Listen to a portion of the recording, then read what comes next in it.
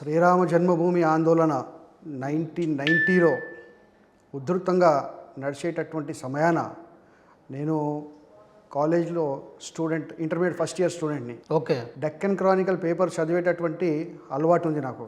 దాంట్లో రామజన్మభూమికి సంబంధించినటువంటి శిలాన్యాస్ కానివ్వండి, పాదుకలు కానివ్వండి, ఆ కార్యక్రమాలు జరుగుతుంటే ఆ కార్యక్రమాలు ఎక్కడ ఉన్నాయో చూసుకొని దాంట్లో భాగస్వామ్యం అయ్యేవాడిని. ఓకే. ఆ తర్వాత ఎల్కే అద్వానీ గారి రథయాత్ర దేశవ్యాప్తంగా తిరుగుతున్నటువంటి సమయాన మన హైదరాబాద్కు కూడా వచ్చేటటువంటి సమాచారాన్ని తెలుసుకొని రామజన్మభూమి సమయాన వారిని దర్శించుకున్నాడు. ఓకే. తర్వాత నరేంద్ర మోదీ గారిని, ప్రమోద్ మహాజన్ గారిని ఆ యొక్క రథం మీద చూసినాను. వారి యొక్క ఉపన్యాసాన్ని విని ఆకర్షితున్నాయి. భారతీయ జనతా పార్టీ కార్యకర్తగా నేను పార్టీలో సాధారణ సభ్యత్వాన్ని ₹1 కట్టి స్వీకరించినాను. అంటే ఫస్ట్ మీరు ఆర్ఎస్ఎస్ అనే ఒక స్వచ్ఛంద సంస్థ నుంచి వచ్చారని విన్నా. బాల స్వయం సేవకుని నేను కాలేజ్ సమయాన సంఘంలో కూడా కార్యకర్తగా శాఖకి వెళ్ళేవాడిని. ఓకే. ఆ అలవాటు నాకు మొదటి నుండి ఉంది. ఆ తర్వాత ఒక హిందుత్వ ఆలోచన కలిగి ఉన్నటువంటి వ్యక్తిని కాబట్టి భారతీయ జనతా పార్టీలోని నేను పార్టీ సభ్యత్వాన్ని తీసుకున్నాను. అంటే మీరు ఇప్పుడు కూడా ప్రతి శ్రీరామనవమికి మీరు ఒక యాత్ర అనేది స్టార్ట్ చేస్తారంట. 2010లో సీతారాంబాగ్ దేవాలయం మొదటి నుండి నాంపల్లి నియోజకవర్గంలో ఆ యొక్క శ్రీరాముల వారి శ్రీరామనవమి శోభాయాత్రను నిర్వహిస్తూ ఉంటాను. అవును. అయితే కాన్స్టిట్యువెన్సీలో చాలా ప్రాంతాల్లో ఆ యొక్క రథయాత్ర జరుగుతుంది. ప్రజలు, భక్తులు ఆ రథయాత్రలో సమీకృతులై భగవంతుని యొక్క ఆశీస్సులు తీసుకుంటూ ఉంటారు.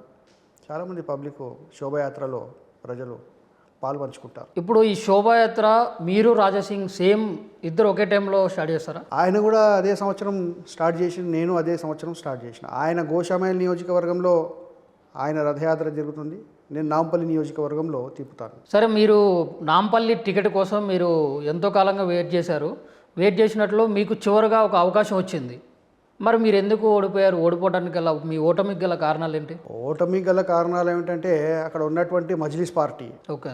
మజ్లిస్ పార్టీ బోకసోట్లు ఎక్కువ ఉండి, తర్వాత మజ్లిస్ పార్టీ వాళ్ళకు ఉన్నటువంటి మైనారిటీ దిట్టమైనటువంటి ప్రాంతాల్లో రిగ్గింగ్ చేసేటటువంటి అలవాటు వాళ్ళకు ఈనాడు నుండి కాదు, మొదటి నుండి అలవాటు ఉంది. బూత్ క్యాప్చరింగ్ చేస్తారు, రిగ్గింగ్ చేస్తారు, గెలుస్తారు. మరి వాళ్ళు రిగ్గింగ్ చేస్తూ ఉంటే మీరు చూసుకుంటుంటారా, లేకుంటే మీరు ఏమన్నా యాక్షన్ తీసుకునే పరిస్థితులు ఏమైనా ఉన్నాయి? అంటే ఆయా ప్రాంతాలకు ఎంటర్ అయ్యేటటువంటి పరిస్థితులు మనకు ఉన్నాయి. ఆ ప్రాంతాల్లోకి మనం వెళ్ళామనుకోండి, కమ్యూనల్స్ అవుతాయి. 32 బూత్లు అధికంగా ఉన్నటువంటి అహ్మద్ నగర్ ఫస్ట్ లాన్సర్ ప్రాంతంలో పూర్తిగా మైనారిటీస్ ఉండేటటువంటి ప్రాంతం. ముస్లింలే దాంట్లో డామినేటెడ్గా ఉన్నటువంటి ఇండ్లు, బూతులు ఉన్నాయన్నమాట.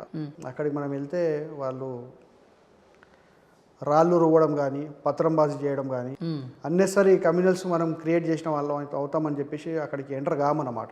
దాన్ని ఆసరాగా తీసుకొని వాళ్ళు కంప్లీట్గా రిగ్గింగ్ చేసుకున్నాడు, అధికారులను భయభ్రాంతులకు చేయడము, భయపెట్టించడము, ఎలక్షన్ రోజు రిగ్గింగ్ చేసుకునడము. ఈ రోజు నుండి కాదు, మజ్లిస్ గెలుస్తుందే రిగ్గింగ్ని బేస్ చేసుకొని. మరి ఇప్పుడు గతంలో అధికారంలో ఉన్న బీఆర్ఎస్ కానీ, ఇప్పుడు కేంద్రంలో అధికారంలో ఉన్న బీజేపీ కానీ, మరి ఎందుకు ఏం చేయలేకపోయింది అంటారు ఇప్పటి వరకు? అంటే నియోజకవర్గాలు ఏ రకంగా అయితే ఇప్పుడు డీలిమిటేషన్స్ వస్తాయో, ఆ డీలిమిటేషన్స్లో తప్పకుండా మార్పులు చేర్పులు జరుగుతాయి. జరిగినప్పుడు ఆ యొక్క పార్ట్ అనేది నాంపల్లిలో ఉండకపోవచ్చు నేను భావిస్తూ ఉన్నాను. గతంలో కాంగ్రెస్ ఉంది కాబట్టి వాళ్ళు వాళ్ళకు అనుకూలంగా మ్యాపింగ్ చేసి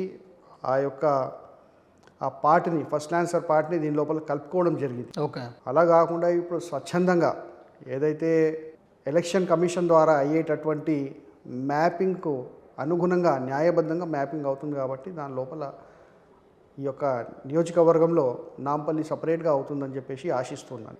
అసలు నాంపల్లిలో మాటికి ఎంఐఎంఏ గెలవడానికి కారణాలు ఇవేనా? ఇవి కమ్యూనల్స్, దాంతోపాటు దౌర్జన్యాలు, బూత్లోకి ఇక్కడైతే హిందువులు ఉన్నటువంటి అల్పసంఖ్యలుగా ఉన్నటువంటి ప్రాంతాల్లో వాళ్ళకు ఓటు వేయడానికి, రాకపోనియడానికి, ఆపడానికి కారణాలు ఇవన్నీ కూడా బేస్ చేసుకొని ఉన్నాయి. అంటే వాళ్ళు మెయిన్గా టార్గెట్ చేసింది ఇప్పుడు ఎవరికి 18 సంవత్సరాలు నిండుతాయి అని వాళ్ళకి ఫస్ట్ ఓటకు కావాలా, వాళ్ళ ఓట్లు ఎట్లయినా కానీ వేయించుకోవాలా, మెయిన్ టార్గెట్ మొత్తం దీని మీద, ఈ విషయం మీద ఉంటుందంట కదా, వాస్తవమా? వాళ్ళు ప్రజల్లోకి వెళ్ళి డెవలప్మెంట్ యాక్టివిటీస్ చేసేది ఏమీ లేదు. ఓకే. డెవలప్మెంట్ యాక్టివిటీస్ నిల్లు, డెవలప్మెంట్ చెయ్యరు. రెచ్చగొట్టడము, అమాయకమైనటువంటి ప్రజలను వాళ్ళ మనోభావాలతో ఆడుకునేటటువంటి పని వాళ్ళు చేస్తారు కనుక దానికి వాళ్ళు టార్గెట్ చేసి ఓటర్లను ప్రలోభపెట్టి ఓటు వేయించుకునేటటువంటి ప్రయత్నం చేస్తారు. మరి మీకు అసలు డిపాజిట్ కూడా రాదు అని తెలిసి మీరు ఎందుకు పోటీలోకి దిగారంటారు? అంటే నేను గెలుస్తాననేటటువంటి కొండంతి ఆశ, నమ్మకం. ఆశ, నమ్మకము, పార్టీని నేను గెలిపించి అసెంబ్లీకి తీసుకుపోవాలని చెప్పేసి ఒక కోరిక, అసెంబ్లీలో నాంపల్లి నియోజకవర్గం వాణిని వినిపించాలని చెప్పి ఒక కోరిక. అంటే మీకు కోరిక ఒకటి ఉంటే సరిపోతుందిగా, మరి పనితనం కూడా ఉండాలి కదా, మీరేం చేశారు మరి? నేను చూడండి, పార్టీలో వచ్చినప్పటి నుండి ఏదైతే డెవలప్మెంట్ యాక్టివిటీస్ ఉంటాయో, నేను 90లో వచ్చిన 1992లోనే ఓకే పబ్లిక్ ట్యాప్స్ చేయించినటువంటి కార్యక్రమాలు చేయడం జరిగింది. ఎక్కడైతే నీటి కుళాయి ఆ రోజుల్లో 3 డేస్కు 4 డేస్కు వాటర్ వచ్చేది, అప్పుడు ఆ ప్రాంతాల్లో పబ్లిక్ ట్యాప్స్ చేయించినాను. మరి అప్పుడు ఉన్నటువంటి ఎంపీ ద్వారా దాన్ని ఇనాగ్రేషన్ చేయించినాను. Water lines MP LAD funds వేయించాను, రోడ్స్ వేయించినాను, డ్రైనేజ్ లైన్స్ వేయించినాను. ఆ తర్వాత ప్రజలకు రేషన్ కార్డ్స్ డిస్ట్రిబ్యూషను, ఇలాంటి కార్యక్రమాలు నేను చాలా చేసినాను.